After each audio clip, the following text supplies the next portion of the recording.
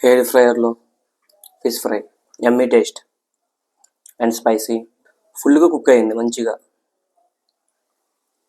ఇప్పుడు మనం ఇది 3 స్టెప్స్ లో చేయబోతున్నాం. ఫస్ట్ స్టెప్ లో మ్యారినేషన్. యాక్చువల్లీ చెరువు చేప కన్నా సీ ఫిష్ లో ఎక్కువ న్యూట్రియన్స్ ఉంటాయి అండ్ ప్రోటీన్ కూడా అంతే ఎక్కువ ఉంటుంది. సో ఇది ఏడుస్తుంది, నన్ను పట్టించుకోవట్లేదు. సో దీనికి కూడా మంచిగా అప్లై చేద్దాం. సెకండ్ వన్ రెస్ట్ ఇస్తాం. మ్యారినేషన్ ప్రాసెస్ కంప్లీట్ అయ్యింది. దీన్ని మనం ఇప్పుడు 30 minutes రెస్ట్ ఇస్తున్నాం. ఓకే, థర్డ్ వన్ ఫ్రై చేసి తినేస్తాం. ఇది దా సర్ప్రైజ్. చూసారా ఎంత మంచిగా కుక్ అయిందా?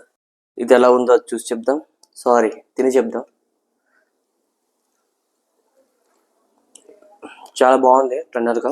బ్యాచిలర్స్ అండ్ హౌస్ వైఫ్స్, మీరు ఇంట్లో ఏముంటే ఆ మసాలాలు ఉప్పు కారం వేసి మ్యారినేట్ చేసుకోండి మంచిగా. నేను ఇందులో కర్డ్ యూస్ చేయట్లేదు. ఓకే, ఒకసారి చూడండి.